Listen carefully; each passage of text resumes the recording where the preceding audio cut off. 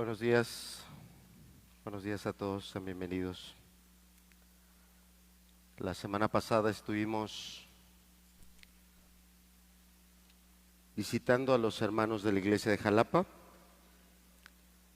los cuales de una manera muy sentida nos pidieron que les transmitiéramos un saludo y con gusto se los pasamos. Reciban, hermanos de la iglesia hermana de Jalapa, un sincero y muy efusivo saludo a todos ustedes.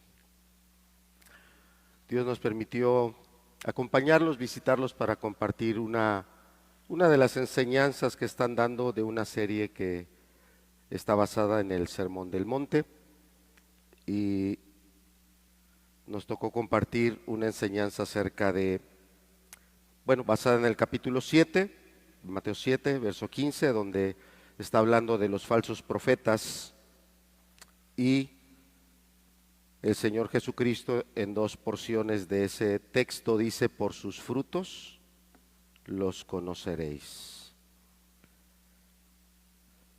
Y bueno, es una palabra o una frase, una expresión que hasta el día de hoy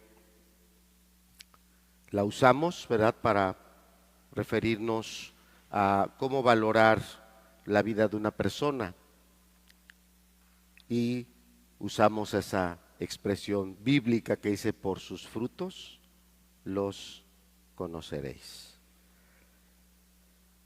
Hoy vamos a estar compartiendo nuevamente en el Evangelio de Juan. Lamentablemente tenemos un problema técnico y no vamos a poder usar de las pantallas ni de las diapositivas, pero eso nos da la alegre felicidad de usar nuestras Biblias.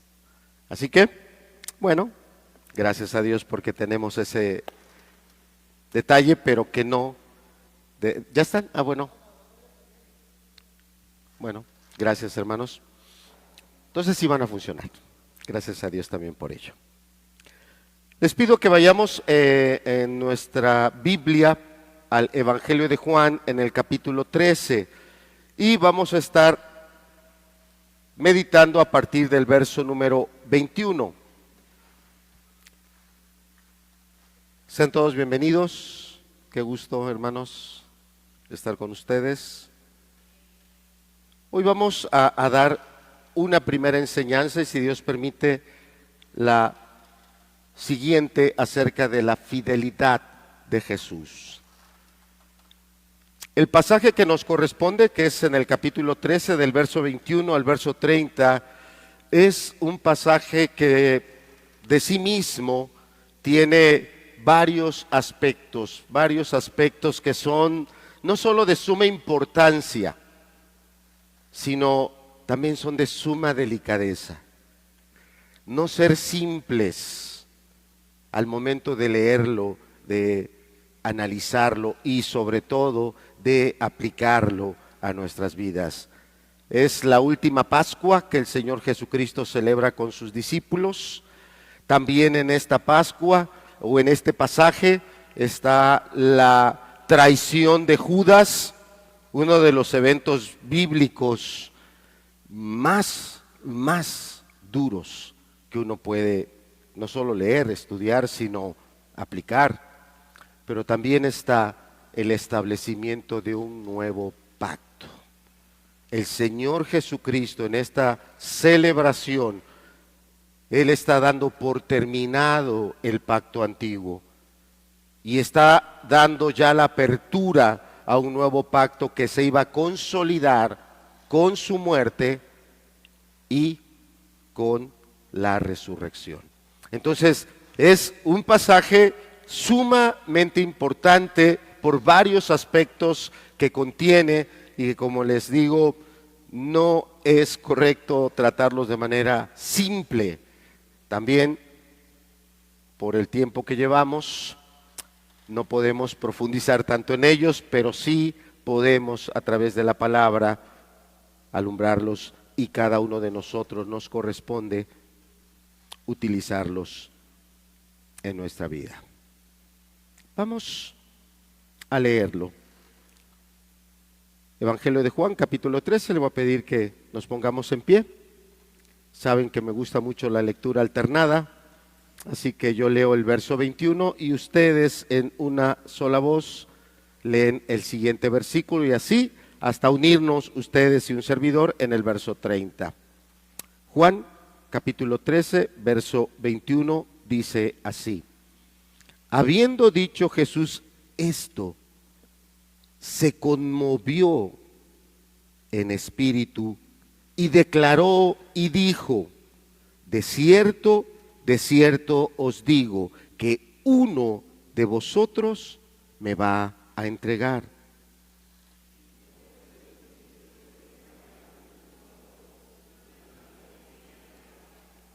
Y uno de sus discípulos, al cual Jesús amaba, estaba recostado al lado de Jesús.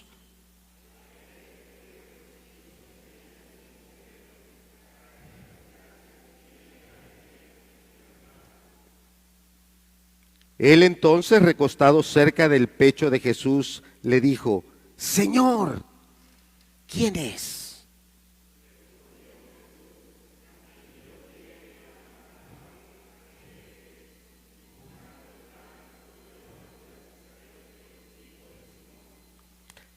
Y después del bocado, Satanás entró en él.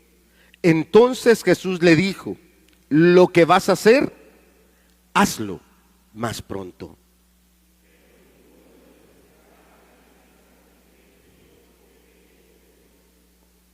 Porque algunos pensaban, puesto que Judas tenía la bolsa, que Jesús le decía: compra lo que necesitamos para la fiesta, o que diese algo a los pobres. Cuando él pues hubo tomado el bocado, luego salió y era ya de noche. Muchas gracias, por favor, siéntense. Como les había dicho hace un momento, es un pasaje que tiene varios aspectos de suma importancia y de suma trascendencia. Son sumamente trascendentes varios de los aspectos que están en este pasaje. Será, si Dios permite, la siguiente semana que podamos bíblicamente en el estudio tratar el aspecto de la traición de Judas. Pero hoy esta enseñanza es para introducirnos a este momento, para poder entender lo que el texto nos está diciendo. Llevamos varias reuniones, semanas, meses en una jornada que le agradecemos a Dios, una jornada que por la familia que vino a bendecir, que vino a alumbrar, que vino a darnos claridad en diferentes aspectos de la vida familiar, algunos hacia nuestro matrimonio, al trato entre esposo y esposa, a otros hacia la labor que Dios nos ha encomendado acerca de la formación de un carácter espiritual en nuestros hijos, y diferentes decisiones se estuvieron tomando. Pero motivo de esta jornada hicimos una amplia pausa en la serie de predicaciones del Evangelio de Juan. Entonces ocupa ahora un poquito nuevamente de esfuerzo, de dinámica al predicar, el volver a conectarnos, el volver a encadenarnos, a concatenarnos en esas enseñanzas que a lo largo del año estuvimos compartiendo y ustedes también recibiendo y meditando acerca del Evangelio de Juan. Entonces, en el Evangelio de Juan, en el capítulo que nos corresponde, estamos ya en la parte final del ministerio del Señor Jesucristo. Todo el capítulo 13 en adelante es la parte final. Hay varios teólogos, varios estudios, varias predicaciones que nos hablan de las últimas horas de vida del Señor Jesucristo, y eso es real. Esta es la última cena que Él va a tener con sus discípulos. Este es el último tiempo que Él tiene para amarlos, para enseñarles, para hablarles palabras que les ayuden a estar firmes en esos momentos tan duros que ya están presentes, no que vienen, que ya están presentes. Entonces, hay varias situaciones que están ahí y que tal vez por lo mismo que decía que hicimos una pausa por las predicaciones de la jornada familiar, necesitamos otra vuelta, engancharnos y volvernos a enfocar, volvernos a centrar en este momento que es tan crítico, no solo para el Señor Jesucristo, es crítico para todos los que estamos hoy aquí, porque de Él dependió nuestra salvación eterna, porque de este momento dependió la gracia y la bendición que el día de hoy un creyente por fe genuina recibe de parte de Dios. Vamos a pedirle entonces a Dios que nos ayude, que abra nuestros oídos, pero lo más importante, de verdad que abra tu corazón. Porque es un pasaje que retrata cómo alguien que aparentaba seguir tan cerca al Señor, al final fue un traidor. Al final cometió una de las acciones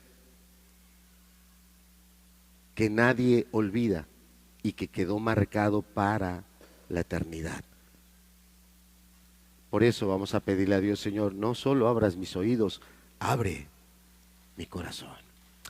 Padre, hoy pedimos de tu gracia, de tu ayuda, Señor, que toda la verdad que está en este pasaje, con la ayuda de tu Espíritu Santo, sea depositada con claridad en la mente y en el corazón de todos los que estamos hoy aquí.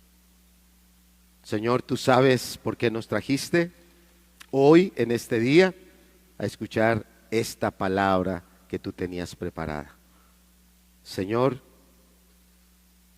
que tu Espíritu la siembre con toda su gracia, su poder y su autoridad, y que esa palabra cumpla su propósito desde los más jóvenes hasta los más adultos.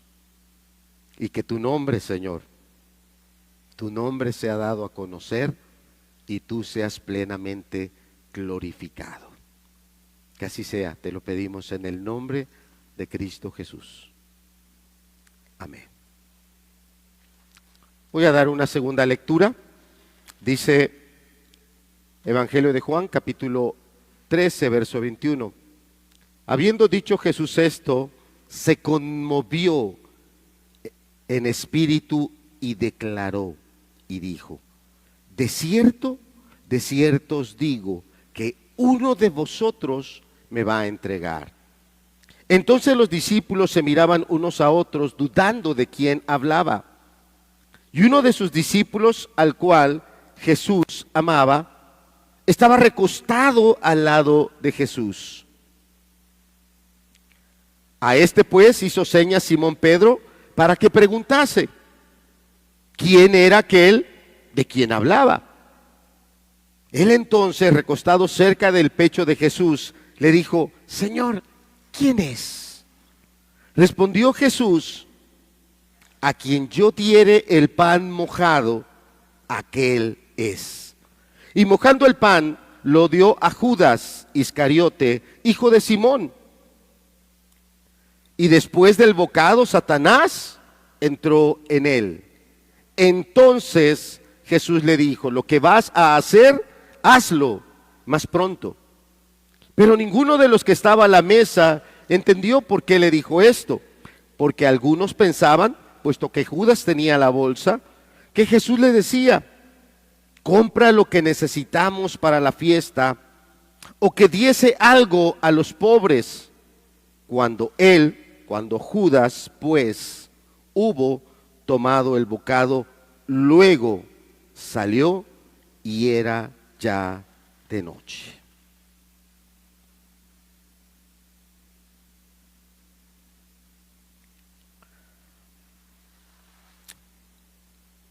Bueno, no tenemos las diapositivas, pero tenemos la palabra de Dios, la Biblia. Y yo quisiera, a través de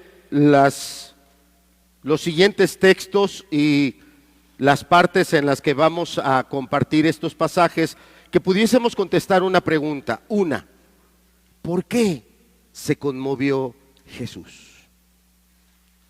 La palabra del griego da a entender a alguien que está atravesando un fuerte momento hablando emocionalmente.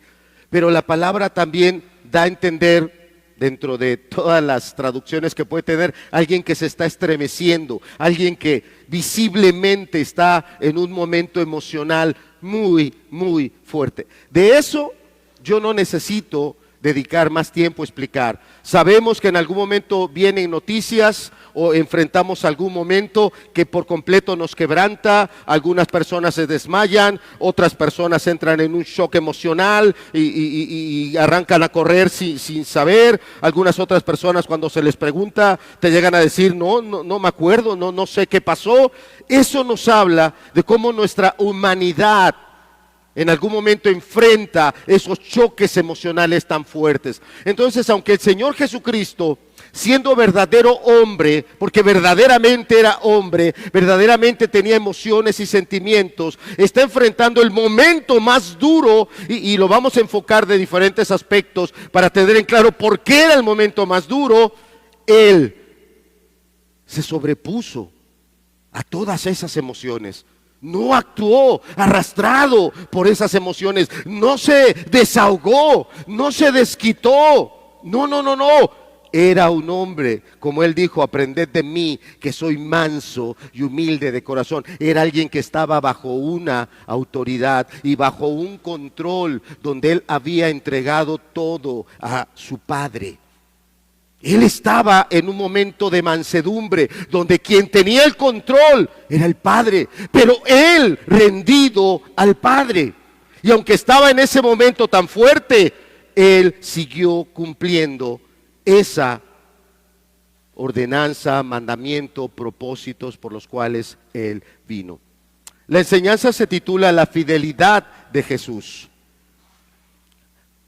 Y el propósito de la enseñanza, el objetivo es que cada uno de nosotros pueda apreciar la fidelidad de Jesús en tres aspectos que se derivan, o en algunos aspectos que se derivan de su carácter. Su obediencia, las palabras que él transmitió y la forma en la que él se desenvolvió en esos momentos.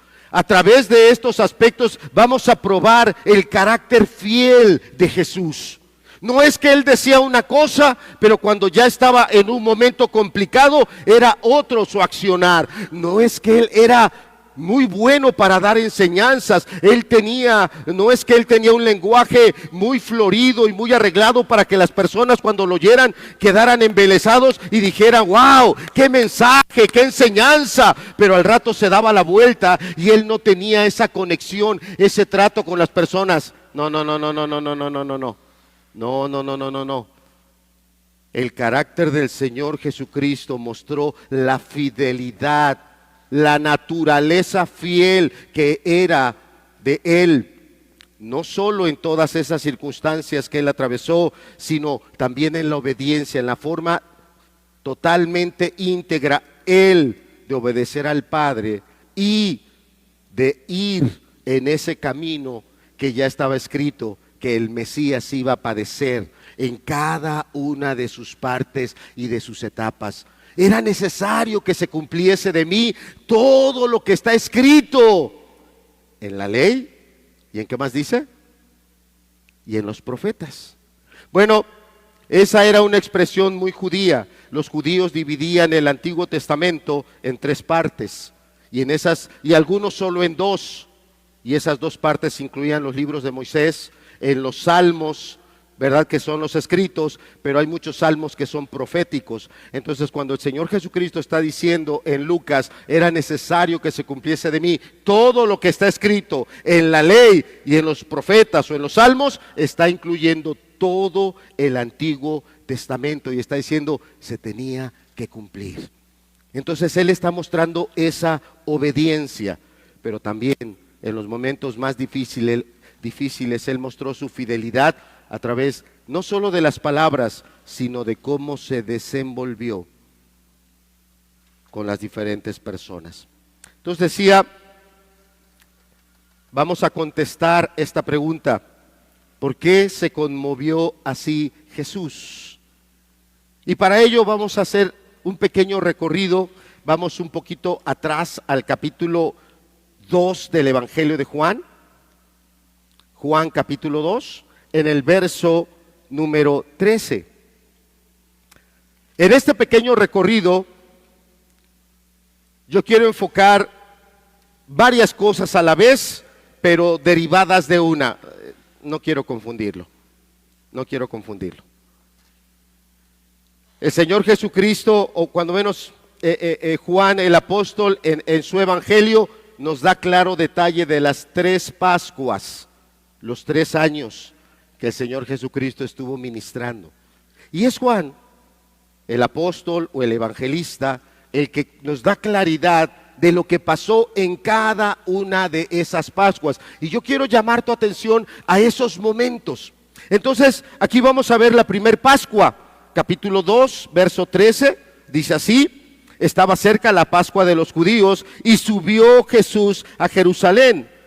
Y halló en el templo a los que vendían bueyes, ovejas y palomas, y a los cambistas allí sentados, y haciendo un azote de cuerdas, ¿qué hizo?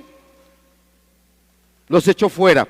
En los otros evangelios no se nos narra esta primera ocasión donde el Señor Jesús entra al templo y empieza a sacar a las personas que estaban haciendo un uso inadecuado del templo. En los otros evangelios se narra la segunda ocasión. Juan nos narra esta primera. Esta es la primera ocasión. No es el momento donde el Señor Jesucristo ya va a morir. Apenas estamos en el capítulo 2. Y esta es la primer Pascua. Entonces el Señor Jesucristo llega a Jerusalén, ve todas las cosas que se estaban haciendo en el templo, lejos de tener una genuina intención de adorar a Dios. Y si su Biblia tiene algún título, dice ahí: Jesús purifica el templo. ¿Es correcto? ¿Sí lo tienen sus Biblias? Bueno, es la primer Pascua. También otro detalle que tiene el Evangelio de Juan, y aquí es donde yo empiezo a aportar algunas cosas que yo quiero llamar tu atención. Juan, el apóstol, solo nos da testimonio de 7 milagros, a las cuales Juan las da como señales. Señales contundentes de que Jesús es el Mesías. Yo quiero mostrarte cuántas señales están alrededor de esta primera Pascua.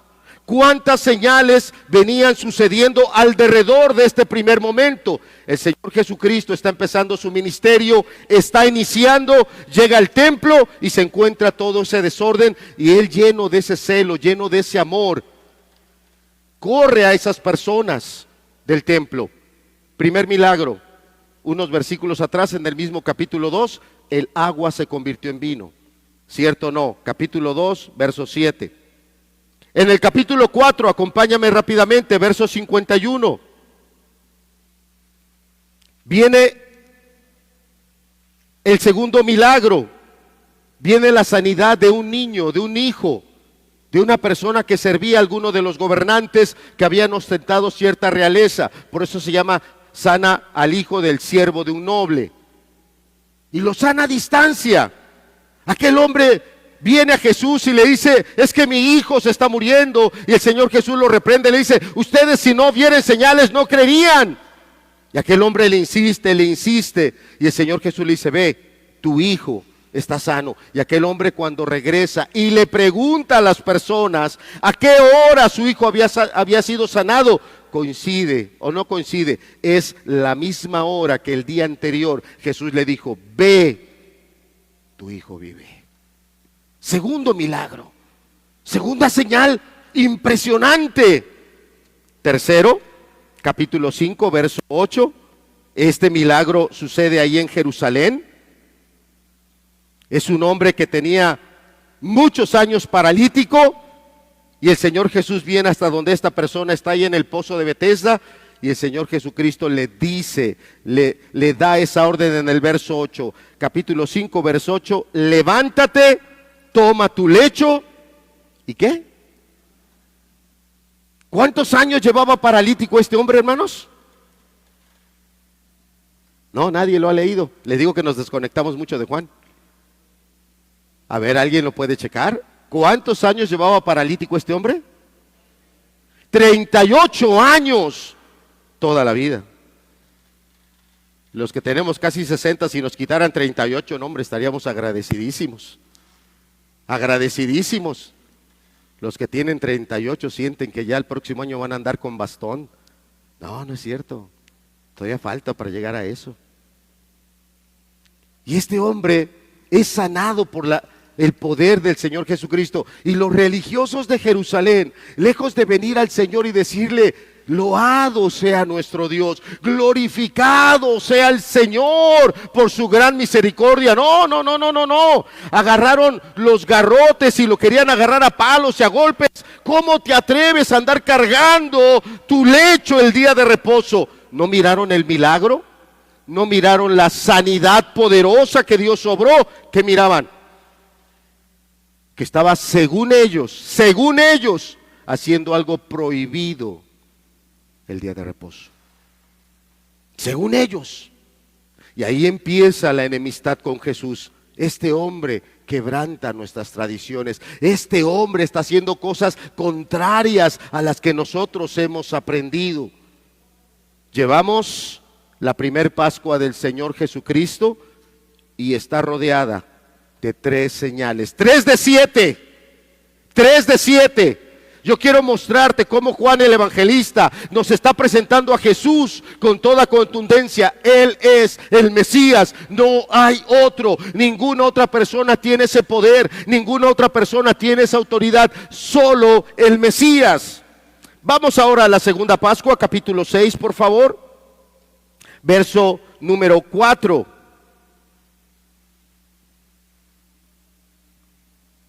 Váyala subrayando. La primer Pascua la registramos en el capítulo 2. Era el inicio del ministerio del Señor Jesucristo. Segunda Pascua, diríamos, está llegando al punto medular de su ministerio, al punto central de todo el tiempo que Él iba a estar demostrando que Él es el Mesías. Evangelio de Juan, capítulo 6, verso 4 dice: y estaba cerca la Pascua, la fiesta de los judíos. Segundo año.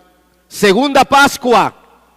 Y en esta ocasión, en todo este extenso pasaje, porque el capítulo 6 es un pasaje muy extenso, Jesús se presenta como el pan de vida. El único pan verdadero, el único pan que descendió del cielo y que descendió con un propósito: que aquellos que lo coman reciban la vida de parte de Dios. Vida en gracia, vida espiritual, vida para ser sus testigos, vida para glorificar a Dios.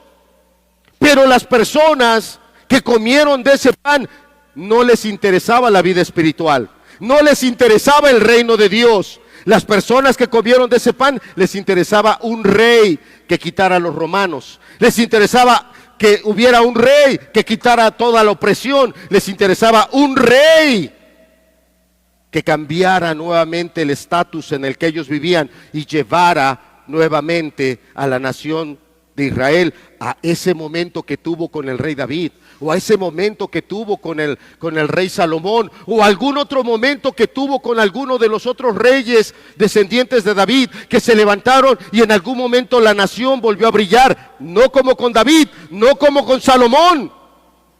Pero ellos no querían nada espiritual, ellos querían cosas materiales. Y por eso dice que cuando ellos querían correr a Jesús y ponerlo sobre sus hombros y cargarlo para hacerlo rey, el Señor Jesús se apartó de ellos. Se fue. Segunda Pascua. La gente ya lo buscaba por multitudes. Segunda Pascua. Ahí viene otro de los milagros. Recuerden que llevamos 3. Vamos a ver ahora los siguientes milagros. Capítulo 6, verso 11. Está dándole de comer a una multitud.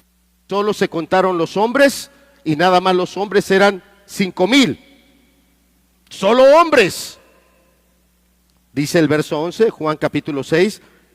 Y tomó Jesús aquellos panes y habiendo dado gracias, los repartió entre los discípulos y los discípulos entre los que estaban recostados, asimismo de los peces, cuanto querían. A libre consumo, lo que tú quieras consumir, aquí hay lo necesario. ¿Sí me están oyendo? A libre consumo. Lo que tú quieras consumir, toma lo que quieras. Bueno, eso para hacerlo en un restaurante tienes que pagar un buffet.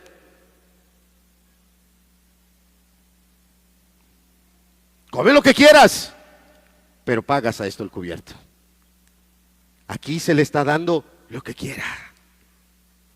Pero ¿cuánto alimento buscamos espiritual? Toda esta semana tuvimos abierta la mesa para ir al Señor y comer a placer lo que yo quiera.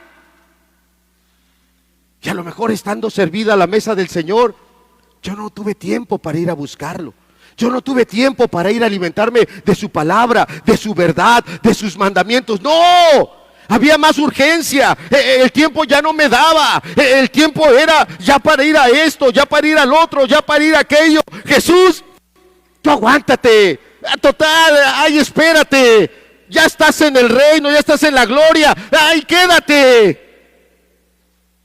Estas personas llevaban años teniendo los mandamientos de Dios, profetas de años que les habían hablado del Mesías, de años que les habían hablado de que Él vendría y andaría entre ellos, y ahí estaba, pero ellos no lo estaban viendo como Mesías. Ellos no estaban diciendo, Dios está cumpliendo su palabra, el reino de Dios está aquí. No, ellos dijeron, aquí está un hombre poderoso, aquí está un hombre que me puede dar de comer sin que yo trabaje, aquí está un hombre que si yo lo pongo en un lugar, después Él también va a corresponder conmigo y Él también me va a poner a mí en otro lugar.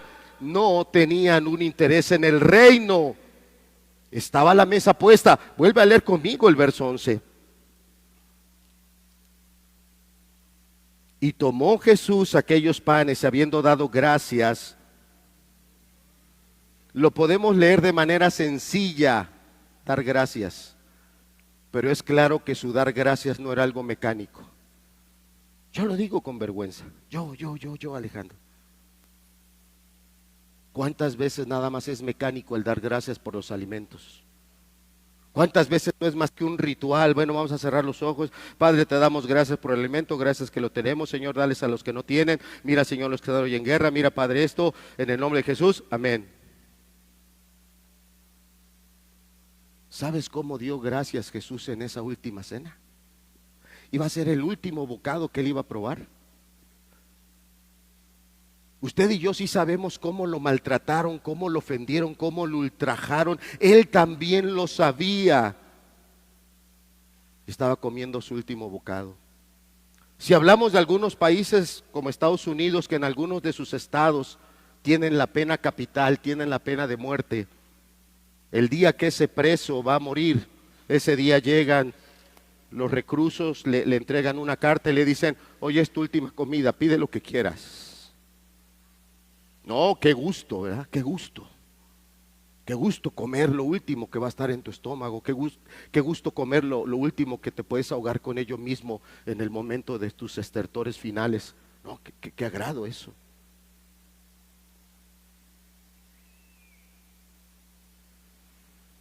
Era la segunda Pascua. La segunda. Jesús ya había hecho por la gracia de Dios. Recuerde que Cristo fue fiel en todo lo que Él hizo. Él lo que hizo no lo hizo para llamar la atención. Él lo que hizo no fue para quedar bien y bonito. Él todo lo que hizo, cada milagro que hizo fue porque el Padre se lo autorizó. Cada palabra que salió de su boca no fue Él para quedar en lo más alto, sino fue para hablar las palabras que el Padre le decía que hablara.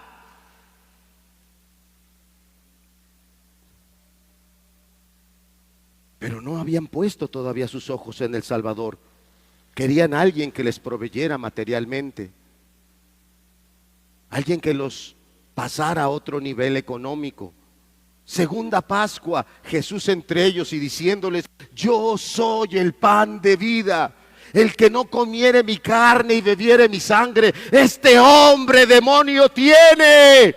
Pero hoy tú también te niegas a comer de su carne, porque su carne aquí está, en su palabra, en sus verdades está su sangre, en sus principios y mandamientos está su sangre, pero tú los haces a un lado, o los hacemos a un lado y vivimos como queremos el día de hoy.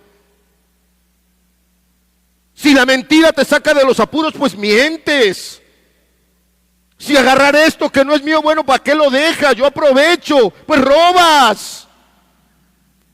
Si alguien viene y te ofende, de aquí adentro salen las peores maldiciones, insultos, amenazas, señalamientos. Segunda Pascua. Y estas personas no querían nada con Jesús. Vamos a ver cuántos milagros. Ahí está, ya vimos el primero. Este es el cuarto milagro. Alimentación de los 5,000. Mismo capítulo, verso 19. Jesús hace otro milagro, anda sobre el mar. Cuando habían remado como 25 o 30 estadios, vieron a Jesús que andaba sobre el mar y se acercaba a la barca y tuvieron miedo. Jesús nunca usó su poder para satisfacerse. Jesús nunca usó su poder, no gastó ni tantito de su poder para él, un gusto, nada. Los discípulos estaban atravesando una gran dificultad. Los discípulos estaban enfrentando una situación que podía, de lo difícil que era, acabar en algo desastroso.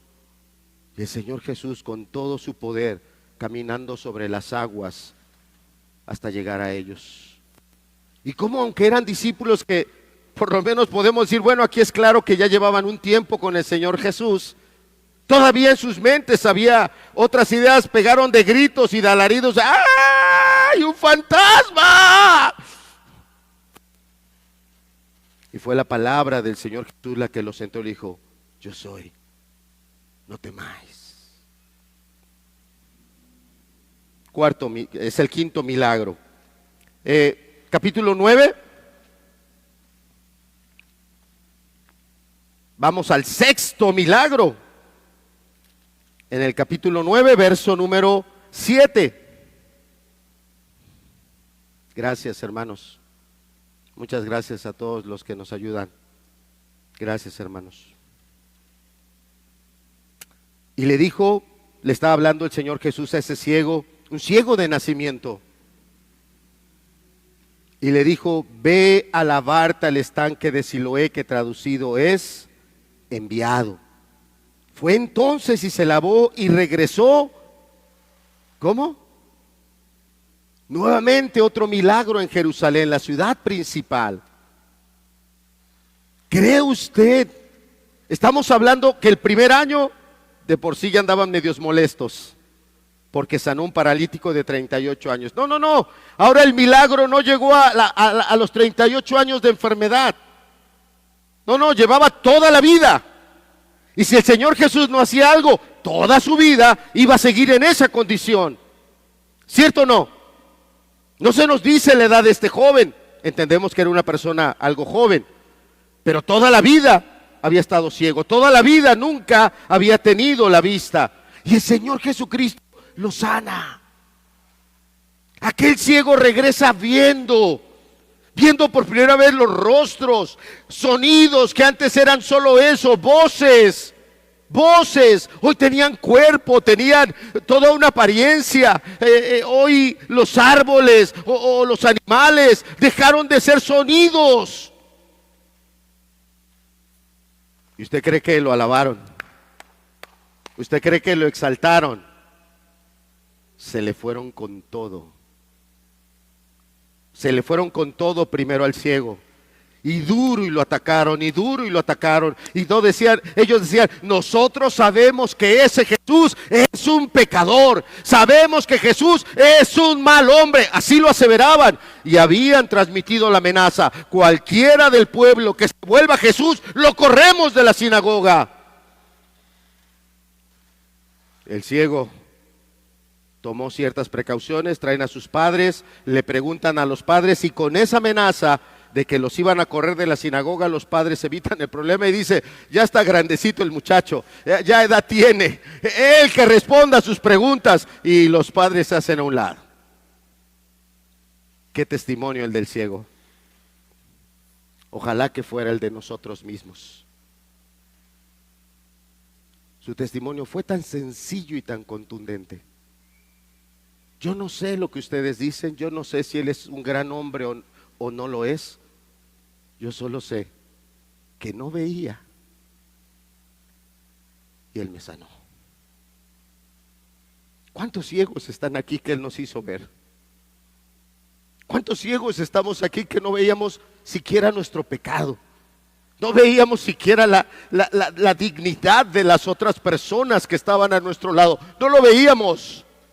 No veíamos el dolor y la maldad, o el dolor y el daño que le ocasionábamos a aquellas personas que estaban a nuestro lado, fueran padres o fuera quien fuera. No lo veíamos hasta que él vino con su gracia, con su poder, no fijándose en nuestra condición inmunda, degenerada, de tiempo, no mirando eso, sino solo teniendo amor y misericordia y dándonos la vista.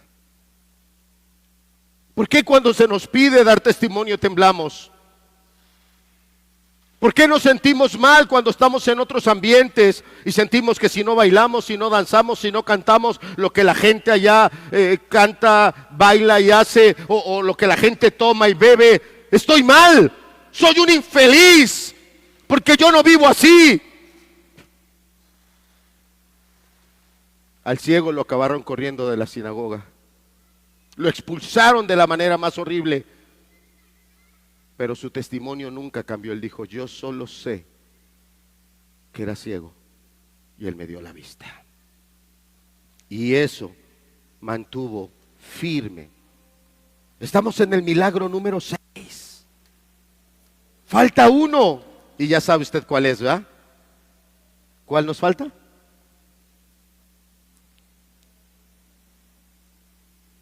El más fuerte, la resurrección de Lázaro. Capítulo 11, si me acompañas, por favor. Estamos apenas en la segunda Pascua. Capítulo 11, en el verso número 44.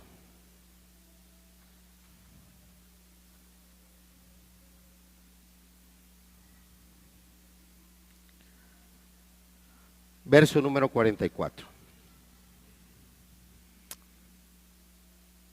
Dice, leamos desde el 43, disculpa hermano, 43.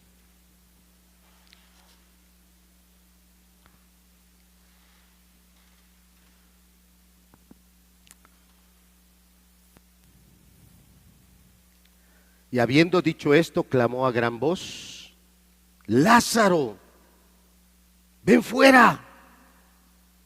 Y el que había muerto salió, atadas las manos y los pies con vendas, y el rostro envuelto en un sudario. Jesús les dijo, desatadle y dejadle ir. Estamos en la segunda Pascua, y para la segunda Pascua, de los 7 milagros, señales que Juan, el apóstol, el evangelista, nos provee, para que podamos tener claridad que solo Jesús es el Mesías, que solo en Jesús tenemos la luz, la vida y la verdad. ¿Cuántos milagros han pasado ya para la segunda Pascua? 7. Las 7 señales ya se han realizado. Para este momento hay quienes tienen claro, Jesús es el Mesías, no hay otro. Para ese momento, quienes aún viendo las señales dieron el paso para atrás o varios pasos para atrás y no quisieron creer, no es porque no hubiera las señales, no es porque no tuvieran el tiempo. Y aunque ya dijimos que para la siguiente semana estaremos hablando de la traición de Judas, yo quiero que usted tenga claro que la traición de Judas no fue un hecho emocionalmente precipitado, que en un momento de descontrol Judas acabó tomando una mala elección. No. Él de mucho tiempo fue tomando su camino, de mucho tiempo. Pero cómo el carácter fiel del Señor Jesucristo se mantuvo hasta ese momento final. Veamos, ahora sí, estamos en el capítulo 11, veamos en el capítulo 12, por favor. ¿Qué dice el verso 1? Juan capítulo 12 dice 6 días antes de, ¿qué dice? La última Pascua. En el capítulo 2 vimos la primera Pascua y las señales que Dios obró a través de Jesús cercanas a esa primera Pascua. En el capítulo 6 vimos la segunda Pascua y todas las otras 4 señales que sucedieron alrededor de esa segunda Pascua, donde el Señor Jesús se presentó claramente como el pan de vida. En la primera Pascua expulsó a aquellas personas del templo porque estaban haciendo cosas totalmente fuera de lugar en un espacio que Dios había determinado para algo diferente. En la segunda Pascua Jesús se presentó el propósito de su venida, hacer nuestro alimento espiritual. Entonces estamos aquí 6 días antes de la Pascua. 6 días antes de la Pascua, estando ahí en Betania, van a comer a la casa de un fariseo que se llama Simón y que había sido leproso. Y estando en ese lugar, en esa comida, entra una de las hermanas de Lázaro y rompe un frasco de perfume carísimo, carísimo, y lo derrama sobre el Señor Jesucristo. Y el Señor Jesucristo dice: me está preparando para mi sepultura. En el mismo capítulo 12, a partir del verso 12, el Señor Jesucristo entra en Jerusalén. Y esa multitud, esas personas que venían con él, empiezan a poner mantos y empiezan a poner ramas en el camino. Y empiezan a hacer una exclamación: Hosana, Hosana, bendito el que viene en el nombre del Señor. Y claro, los religiosos que no tenían ninguna buena intención con el Señor Jesucristo, religiosos que desde la segunda Pascua ya querían matarlo, no hallaban la manera para concretar su plan y matar al Señor Jesucristo. Entonces, en esta entrada triunfal a Jerusalén, y bueno, desde la resurrección de Lázaro, ellos también querían matar a Lázaro por toda la cantidad de personas que se estaban volviendo discípulos del Señor Jesucristo al ver a Lázaro resucitado. ¿Cuántos de nosotros estamos cumpliendo el ministerio de Lázaro? ¿Cuántas de las personas que están a nuestro alrededor pueden darse cuenta y pueden decir: tú antes eras una peor persona, tú antes eras un mal hombre, tú eras una mal mujer, tú eras un mal joven, un mal hijo, pero algo pasó en tu vida y cambiaste? Algo sucedió y ahora eres diferente, no eres el mismo. Porque cuando vieron a ese hombre que había sido muerto pero ahora estaba vivo, las personas veían un testimonio del poder de Dios. Y somos llamados a ser testigos de Cristo, a que las personas puedan ver a alguien que antes estuvo muerto en sus delitos y pecados, pero que ahora vive una nueva vida, no por su sabiduría, no por su capacidad, sino en el poder del Señor. Cuando el Señor entra a Jerusalén, se están cumpliendo profecías como la que está en Zacarías capítulo 9, verso 9, que entró montado en un ¿qué? En un burrito, ¿ah? En un pollino, dice la Biblia. Bueno, se está cumpliendo todo eso. Entonces, ¿qué señales tenemos ahora? Para esta tercer Pascua tenemos cumplimientos proféticos. El Señor Jesucristo sigue mostrando su fidelidad, cumpliendo lo que ya el Padre había dicho. Cómo iba a entrar en Jerusalén, y Jesús en plena obediencia entrando montado en ese pollino. Para concluir esta enseñanza, yo le dije que esta era una enseñanza introductoria para que la próxima semana podamos entender el por qué el Señor Jesucristo estaba en ese fuerte estado emocional, pero que aún estando Él en un estado emocional muy complicado, Él se mantuvo fiel a ese carácter, fiel a esos propósitos con los cuales el Padre lo envió, fiel a las palabras y verdades que él tenía que seguir transmitiendo, y también se mostró esa integridad, ese carácter fiel a través de la forma en la que él no solo habló con las personas, sino cómo trató a las personas. Entonces, en esta parte final ya quiero yo centrar el mensaje primero en Jesús, y siendo que es una enseñanza introductoria para que la próxima semana podamos hablar de poco de Judas. No es el motivo de la prédica, pero podamos también hablar hoy un poco de Judas. Estamos en el capítulo, necesito que vayamos al capítulo 11, el verso 33. Hablamos que el último gran milagro que hizo el Señor Jesucristo fue la resurrección de Lázaro, ¿cierto? Y cuando el Señor Jesucristo estaba ahí, rodeado de aquellas personas, ver todas aquella multitud que acompañaba a Marta y a María en ese quebranto, dice ahí en el verso 33, Jesús entonces, al verla llorando, y a los judíos que la acompañaban también llorando, ¿qué dice? Se estremeció en espíritu, ¿y qué dice? Se conmovió. Y claro, el Señor Jesucristo también, más adelante, él también está quebrantado, llorando. Dice Jesús entonces, al verla llorando, y a los judíos que la acompañaban también llorando, se estremeció en espíritu y se conmovió.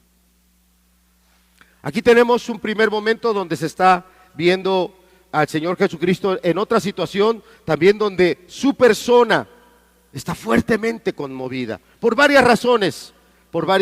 Con el tiempo que tenemos, no nos va a dar el tiempo para poderlas explicar. Pero, ¿qué nos muestra un pasaje como este? Que Jesús era hombre, que era de carne y hueso como nosotros, que tenía emociones como nosotros, que sentía como nosotros, que era capaz de que esos sentimientos le llegaran hasta las lágrimas, y se quebrantaba y lloraba, y no era una apariencia, él lloraba realmente de corazón. Recuerda, porque él es fiel, él es íntegro, él es la verdad, él no estaba haciendo una apariencia, él de verdad estaba conmovido, de verdad estaba él quebrantado. Tengan bien claro este pasaje. En este momento Jesús está conmovido. Capítulo 12 ahora, verso número 27.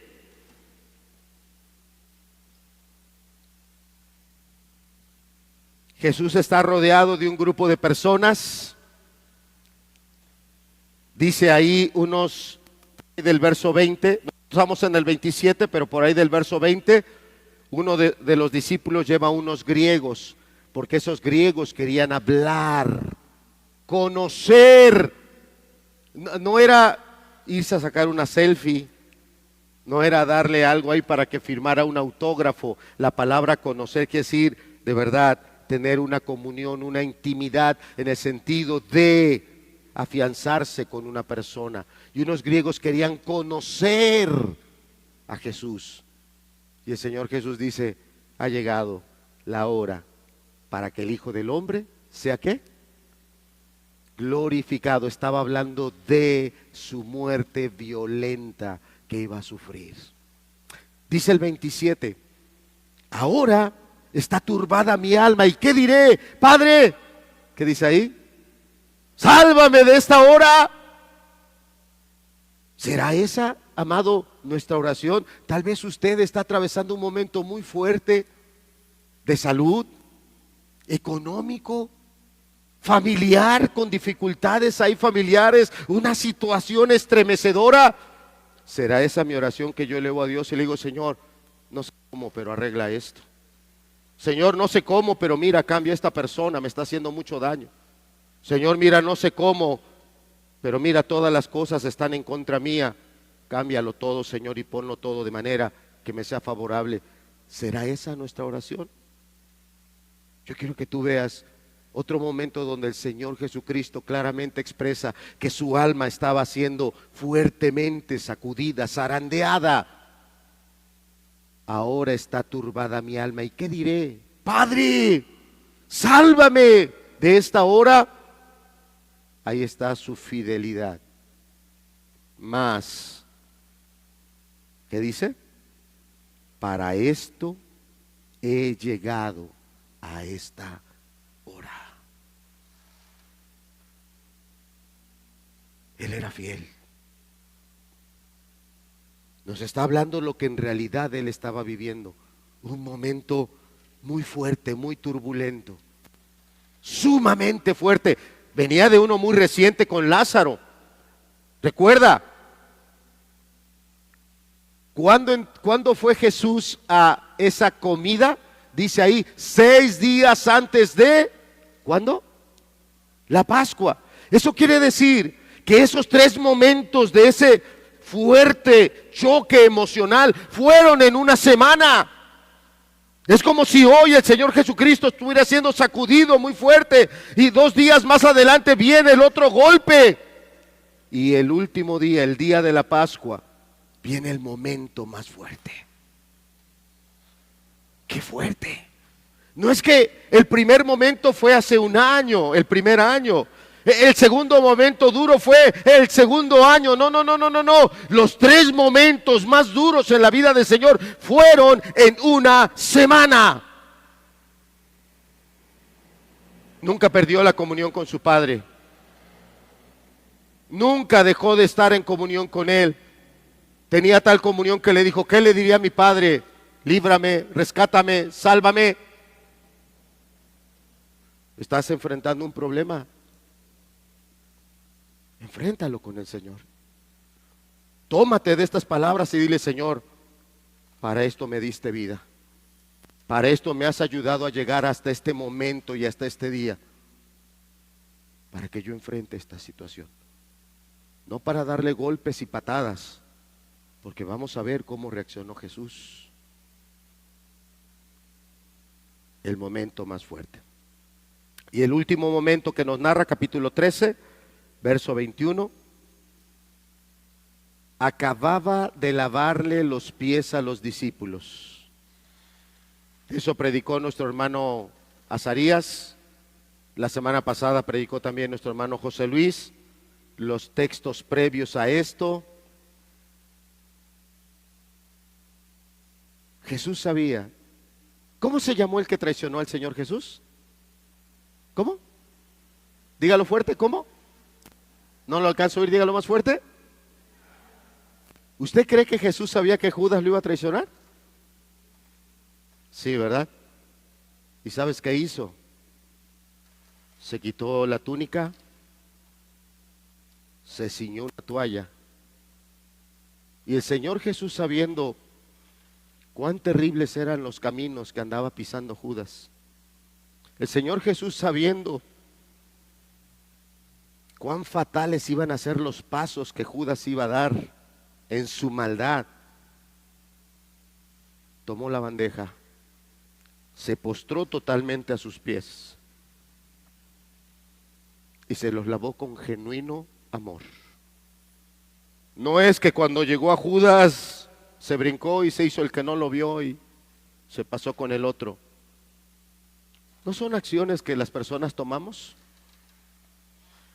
¿No cuando de repente te topas con alguien que te ha hecho, te está haciendo mucho mal, evitas saludarlo, evitas hablarle, volteas la mirada como para otro lado y, ay, no lo vi? No. El Señor Jesucristo era fiel a su ministerio. Era fiel y Él dijo, los que me diste, como los amé al principio, dice el Evangelio, como los amé desde el principio, los amé, ¿hasta cuándo?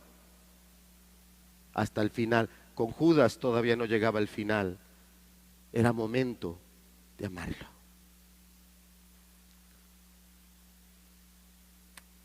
Estos días mandó un mensaje una hermana que hace años, tenía muchos años, no la veía.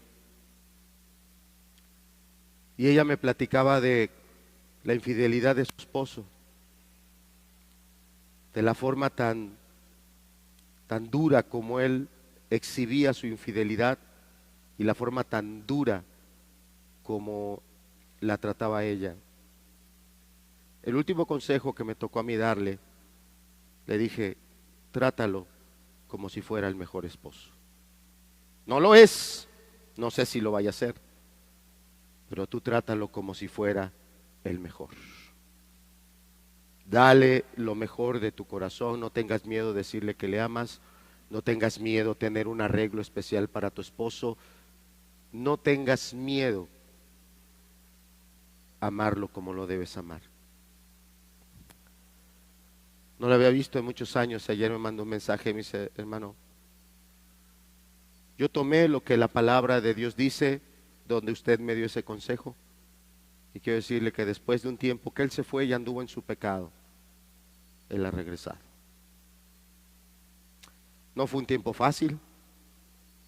Hubo varios momentos donde Satanás venía y me hablaba al oído y me decía: mira tu fracaso, mira, eres una mujer dejada, mira, ¿para qué te sirve esto? Mira, ¿para qué te sirve el otro?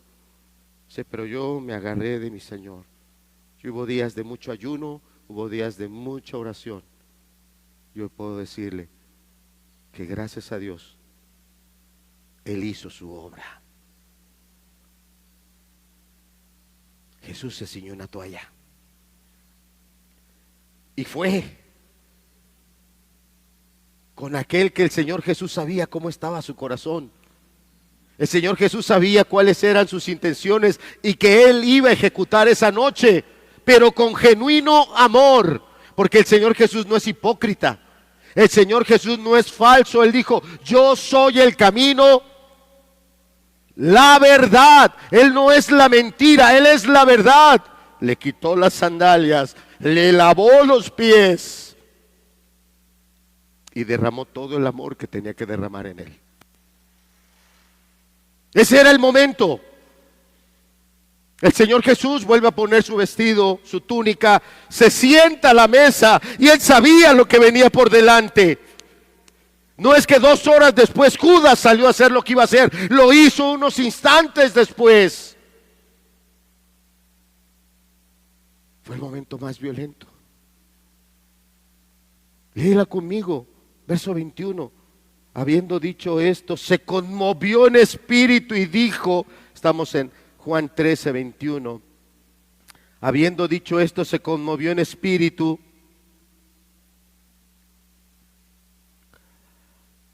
y declaró y dijo: de cierto os digo que uno de vosotros me va a entregar. Abrió su corazón, lo dijo. Podía haber dicho quién era. Si el Señor Jesucristo hubiera dicho, hubiera señalado de manera clara quién era el traidor, te aseguro, Judas no se ahorca, no hubiera tenido tiempo. Alguno de los discípulos algo habría hecho. Y sabemos que había uno que llevaba una espada esa noche. ¿Por qué no lo dijo? ¿Por amor al traidor? Claro, pero también conociendo el momento difícil que estaban viviendo los demás o que iban a vivir. Y el Señor no lo dijo también para guardar a los demás. En el tiempo más difícil, Cristo fue fiel. Fiel en carácter, fiel en obras, fiel en palabras. Yo no sé cómo no confías en Él. Yo no sé cómo no te vuelves su fiel discípulo.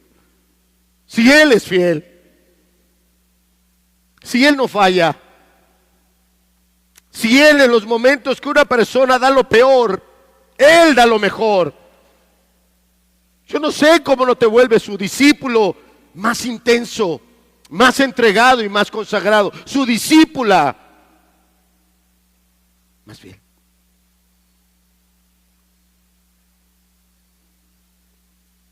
Qué fidelidad, de carácter, de naturaleza, de humildad, en obediencia al Padre. qué sometimiento de todo el poder que él tenía y no despilfarrarlo, ocuparlo solo en lo que el Padre le dijo que hiciera. Qué fidelidad. Cristo es fiel. Cristo es fiel y verdadero. No hay otro. Capítulo 6, vamos a regresar un poquito. Estamos hablando entonces por el capítulo de la segunda Pascua, versos 70.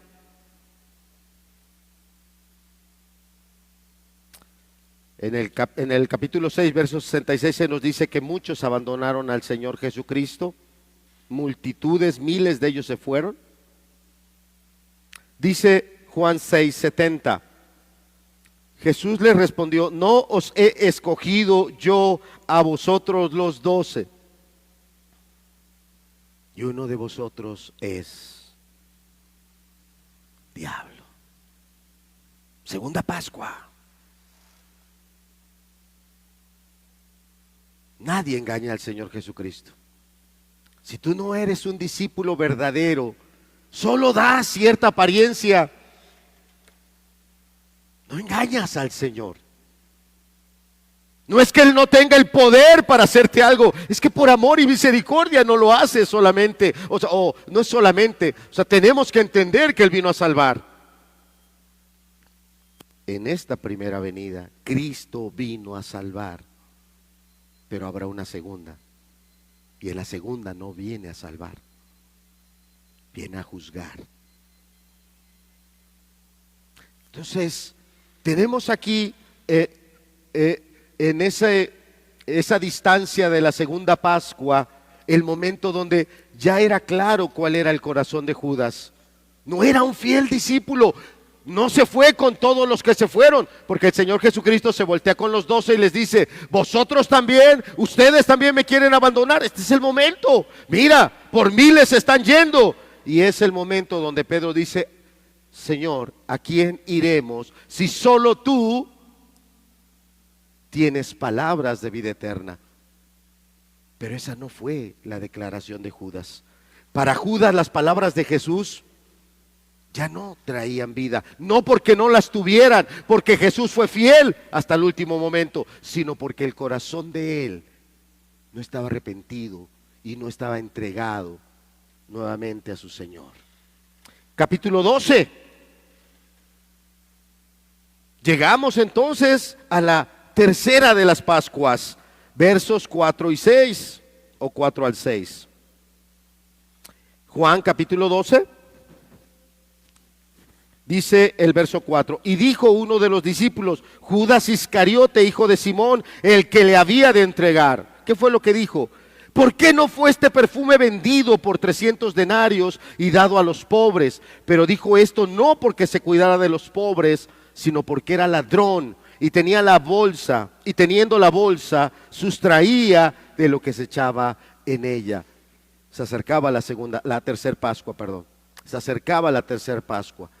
Y en ese momento de máxima adoración para una mujer, en el momento de más entrega y sacrificio de una mujer que derramó en el Señor un perfume costosísimo, otra persona actuó con mezquindad, con avaricia. Yo te pido, escudriña tu corazón. ¿Por qué no eres como ese discípulo que está dispuesto a darlo todo, quedarse sin nada?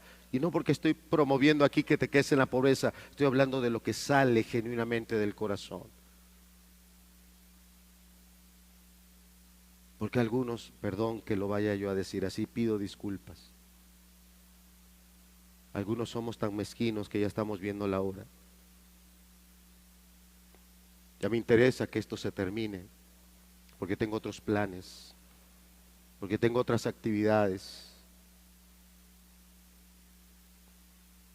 En un momento de máxima luz, una mujer derramando todo su amor y su adoración en Jesús, y otro sacando los colmillos. ¡Qué desperdicio! ¡Qué inútil! Puede ser tu voz, joven. ¿Piensas que es un desperdicio darle tu vida a Jesús? Piensas que es inútil, que Él no la sabe aprovechar. Solo tú puedes sacarle el provecho. Qué engañado estás. Créeme que llegará el día en que lo entenderás. Y créeme que llegará el día en que llorarás tu propio pecado de vanidad. Llegará el día. Llegará el día.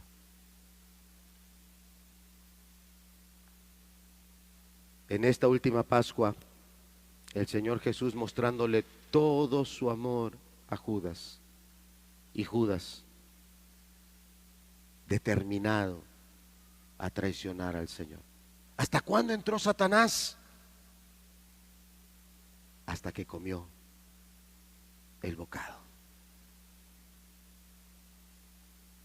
Ese es el momento en el que terminó toda la misericordia y la gracia que Dios tuvo para que Él se arrepintiera, para que Él volviera de ese camino, se apartara,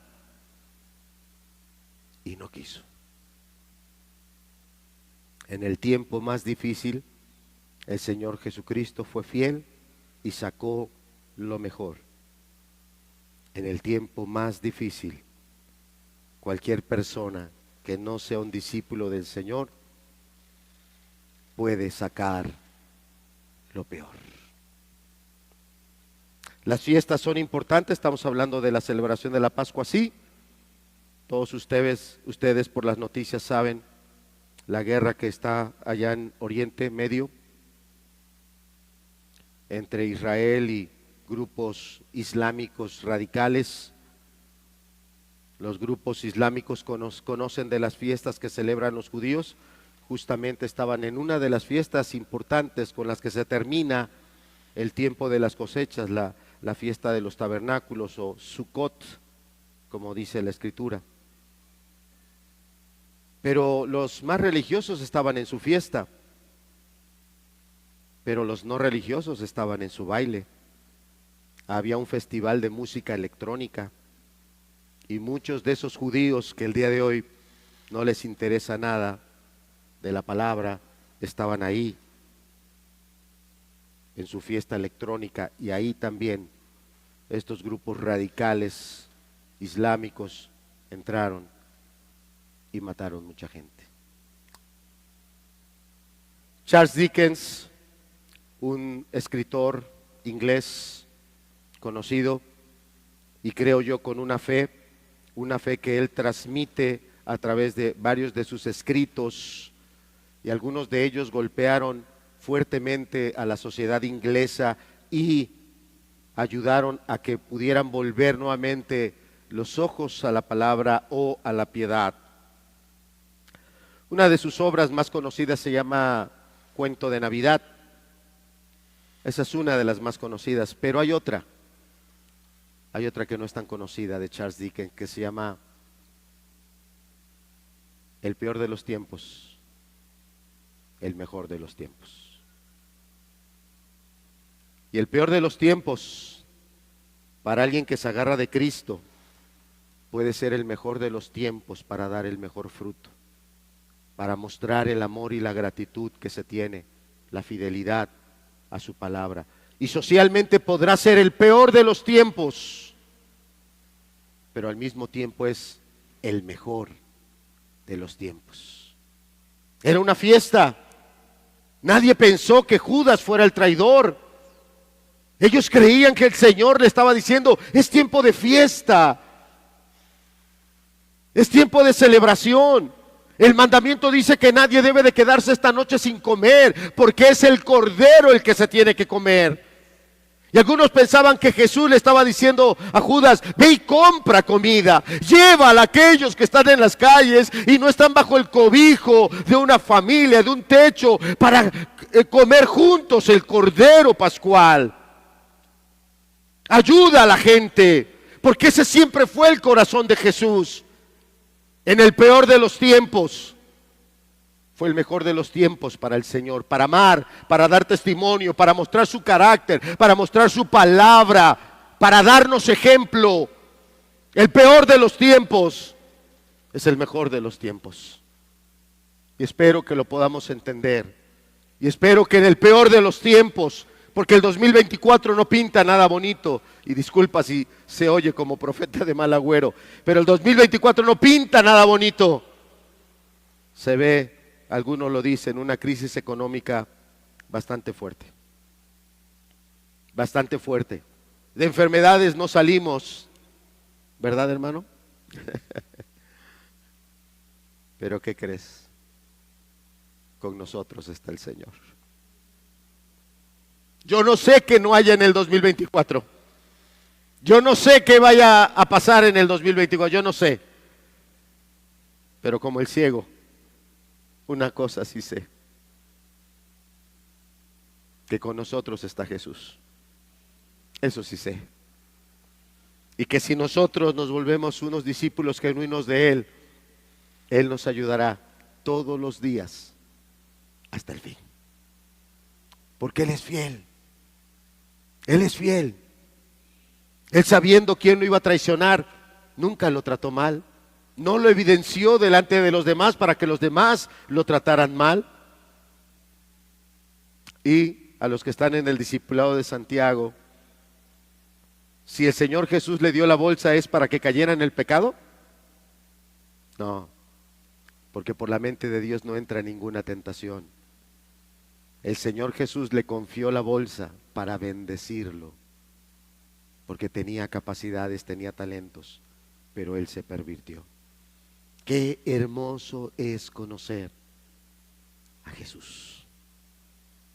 Vamos a ponernos de pie y vamos a terminar con una oración.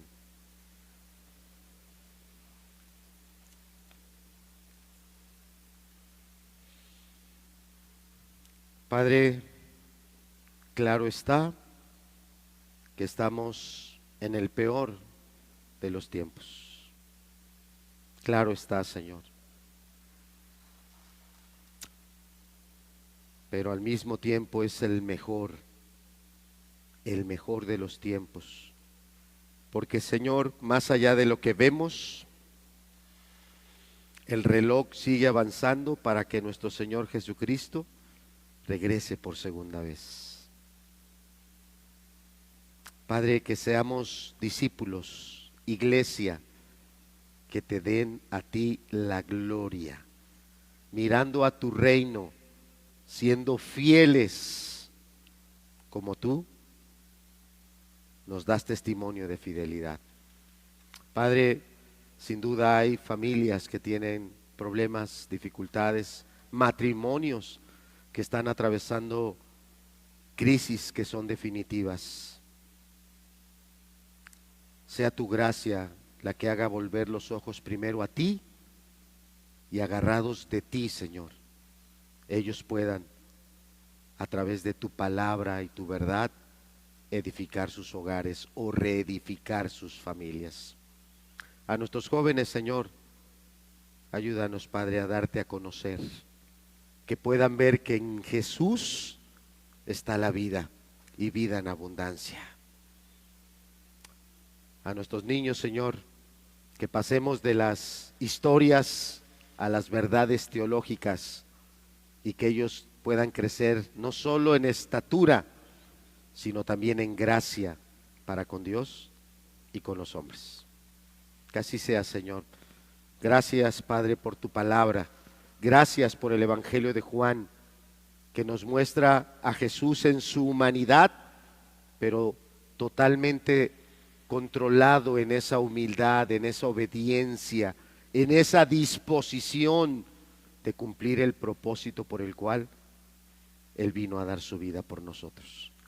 Y Padre, que la palabra lo único que produzca en nosotros sea un genuino amor y fe en el Señor Jesucristo. Gracias, Padre. Gracias en el nombre de Cristo Jesús. Amén.